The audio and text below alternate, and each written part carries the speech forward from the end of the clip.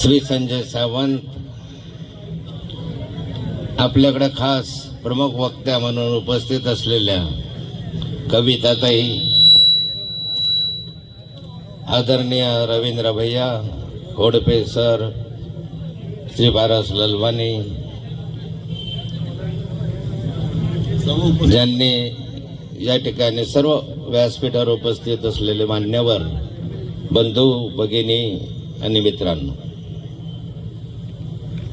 येणाऱ्या 20 तारखेला महाराष्ट्र विधानसभेची निवडणूक होऊ घातलेली आहे. सभेची निवडणूक होऊ घातलेली आहे आणि या विधानसभेसाठी आपल्या जामनेर विधानसभा क्षेत्रामधून श्री खोडपे सर हे क्रमांक 1च्या उमेदवार म्हणून महाविकास आघाडीचे आणि राष्ट्रवादी काँग्रेसच्या शरद पवार गटाचे उमेदवार म्हणून उभे आहे.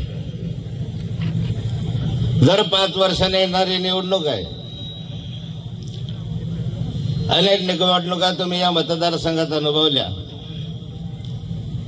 पण ही पहिली निवडणूक अशी आहे की जी निवडणूक जनतेने हातात घेतली आहे.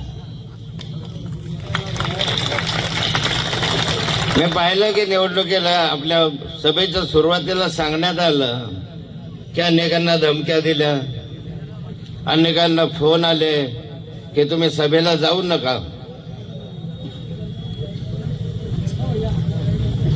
पण सभेला एवढी प्रचंड गर्दी आली की आता ह्या मतदारसंघातला मतदार धमक्यांना भीड घालणारा नाही हे सिद्ध झालं. मी अनेक निवडणुका पहिल्या महाराष्ट्रभर मी प्रचारामध्ये फिरलो. जळगाव जिल्ह्यामध्ये सुद्धा मी निवडणुका अनुभवल्या. मग जिल्हा परिषदा असतील, पंचायत समित्या असतील, नगरपालिका असतील, खासदारकी असेल, आमदारकी असेल.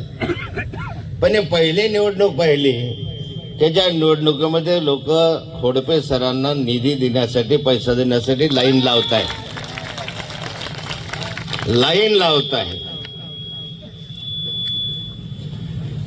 आणि याच्यावर असं दिसतंय की खोडपे सर तुमचा विजय याच्यामध्येच निश्चित दिसतोय.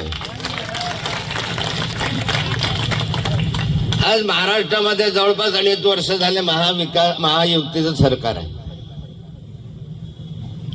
या 2.5 वर्षाच्या कालखंडामध्ये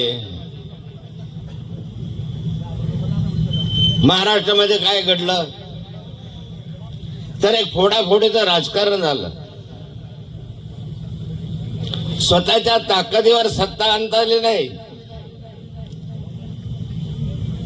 ते भाजपला आणता आले नाही, ते शिंदेना आणता आले नाही, ते अजितदादांना आणता आले नाही. स्वतःच्या ताकदीवर कोणताही पक्ष सत्तेमध्ये या ठिकाणी आला नव्हता. 2.5 वर्षापूर्वी शिंदे साहेबांनी शिवसेना फोडली.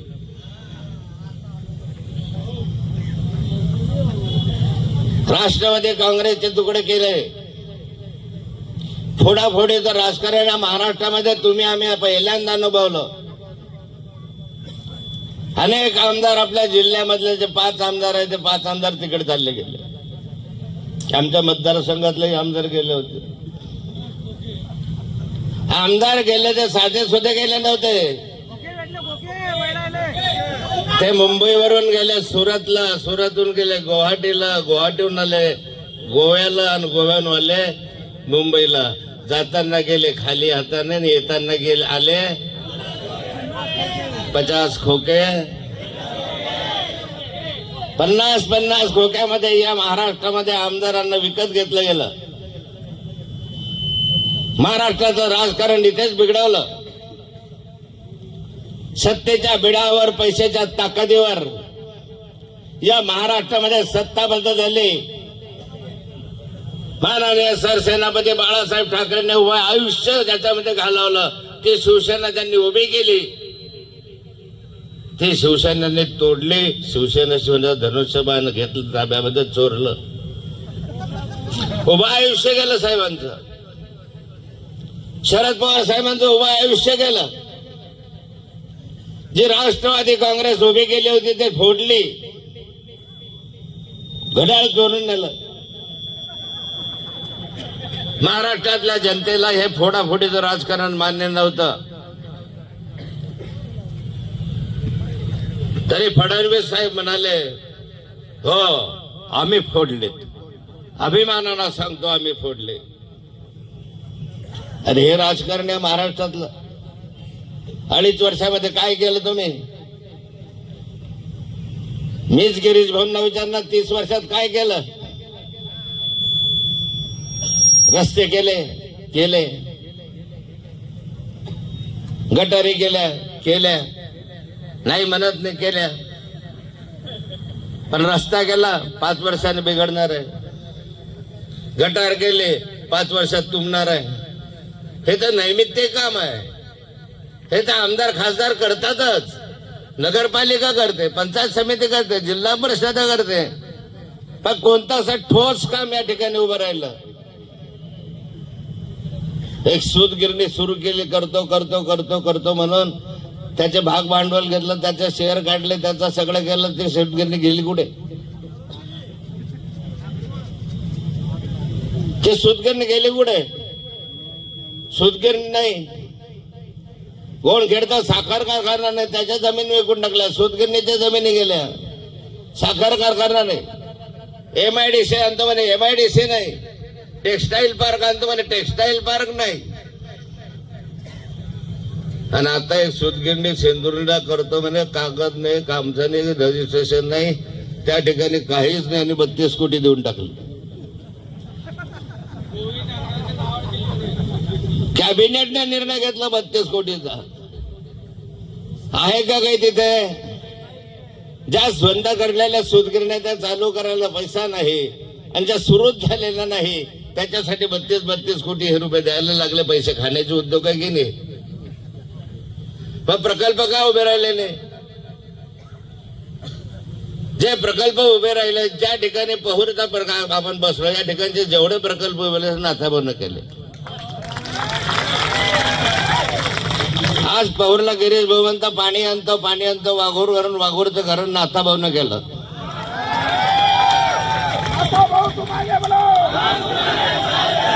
जे म्हणतात ते की या ठिकाणी भागपूरहून तुम्हाला पाईपलाईन द्वारे पाणी देऊ, हे भागपूरचं धरण कुणी मंजूर केलं? नाथाभाऊनं केलं. त्याचा ठेका कुणी दिला? नाथाभाऊनं दिला. पण 5 वर्ष झाले, 30 वर्ष झाले त्या धरणाच्या कामाला मंजुरी दिली मी 1998 साली. भागपूरच्या धरणाला 98 सालचं धरण आहे. मी मंजुरी देऊन त्या कालखंडात त्याचं काम सुरू केलं होतं. पण त्यानंतर जवळपास 24 वर्ष झाले त्या धरणाच्या कामाला वेग आला नाही. आतापर्यंत पाणी येऊन गेलं असतं तुमच्या भागामध्ये. हा तर काही माझा मतदारसंघ नव्हता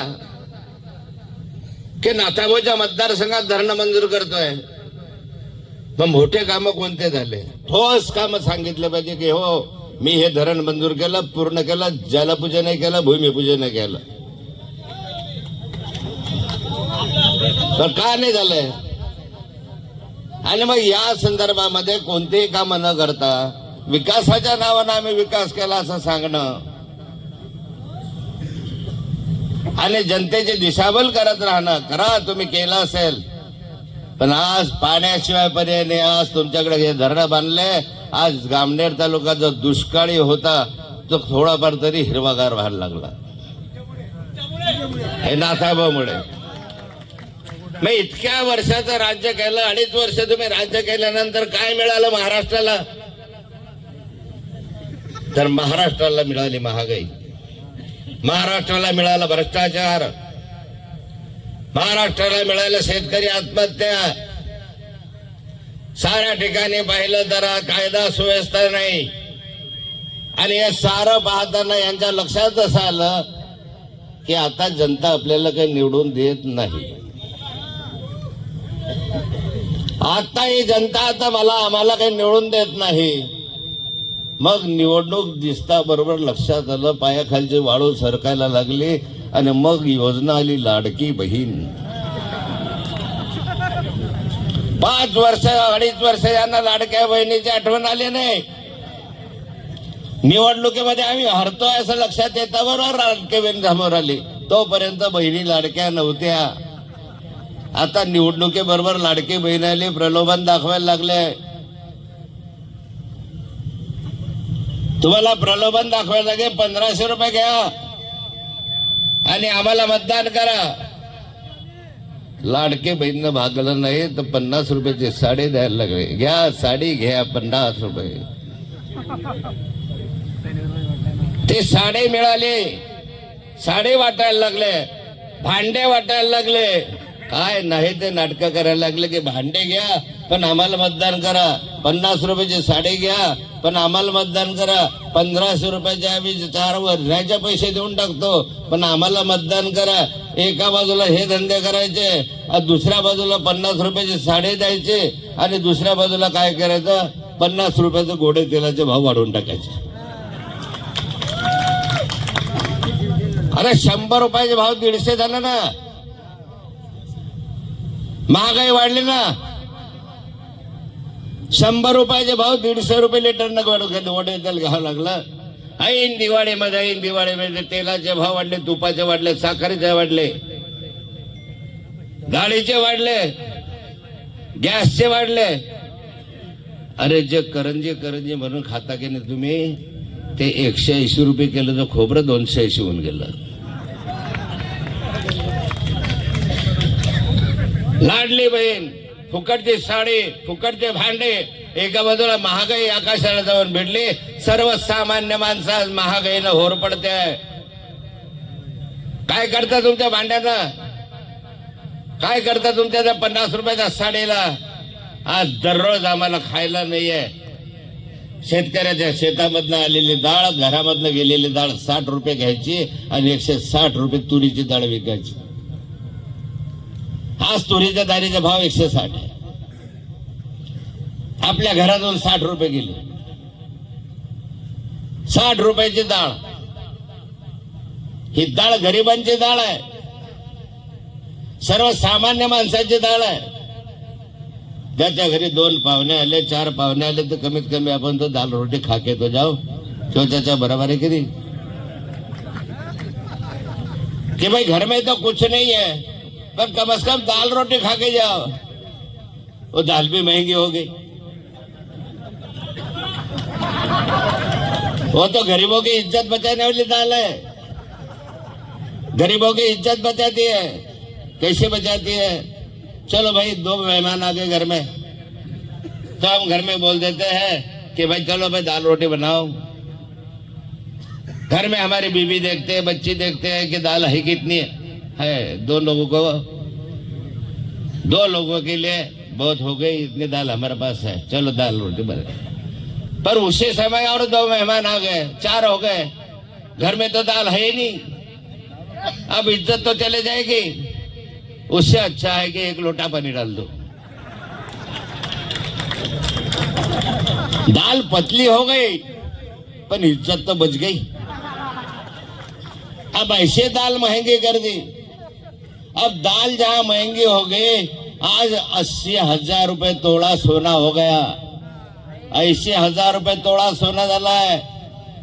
1 लाख रुपये किलो तर चांदी झाली आहे. महिला भगिनींचं मंगळसूत्र या सरकारनं महाग केलं. तुमच्या गळ्यामध्ये 1 लाखाचं मंगळसूत्र घेऊन मिरवायला जा तुम्ही जरा. लाखाचं मंगळसूत्र घरात असलं की चोर उचके लागले तर तुमचं गळ्यातलं मंगळसूत्र ओढायला. कधी पाहिले का एवढी महाग आहे? जिंदगी चली गई. आयुष्य चाललं गेलं पण एवढे महागाई आम्ही अनुभवले नाही. आणि एका बाजूला महागाई झाली आणि दुसऱ्या बाजूला शेतमालाला भाव नाही. कापसाला भाव 6,000. गिरीश भाऊ बसला तो उपोषणाला, त्या काळात म्हणत होते 7,000 भाव द्या. मी गेलो होतो उपोषण सोडवायला गिरीश भाऊ. फारच हवालदिल झाले होते.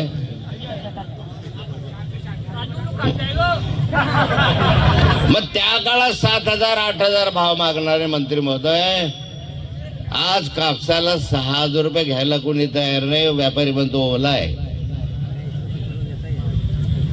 कुठे गेला शेतकरी आत्महत्या करतोय. शेतकऱ्याच्या सोयाबीनला भाव नाही, शेतकऱ्याच्या मक्याला भाव नाही, शेतकरी ठार मेला. आणि टीव्हीवर यांच्या जाहिराती काय चालल्या, काय चालल्या जाहिराती? शेतकरी सुखी, शेतकऱ्याचं भलं केलं, शेतकऱ्यांसाठी अशा योजना आणल्या. अरे तशा योजना आणल्या असत्या तर हा मेला कशाला असता रे बाबा. आज शेतकऱ्यासारखी वाईट परिस्थिती कोणाचीच नाही. कापसावर सारे व्यवहार आहे आपले, ज्वारीवर, कापसावर, डाळीवर, तुरीवर आपले सारे व्यवहार असतात. कापूस 12,000 रुपये होता 3 वर्षापूर्वी, 6,000 झालं. कोणताही व्यवहार शेतकऱ्याचा कापसावर आहे. कापूस विकला की किराणा मालाचे पैसे देऊ. हा ठीक आहे. कापूस विकला की उधारी देऊन टाकू. कापूस विकल्यानंतर हे सारे व्यवहार आहे. आणि उरलेले पैसे जर असले तर पोरीचे हात पिवळे करू. कापसाला भाव नाही, 3 वर्ष झाले, 4 वर्ष झाले. मुलीचं लग्न त्याच्यामुळे नडलं. आज मुलीचे हात पिवळे करायचे आहे, पैसे कुठे आहे?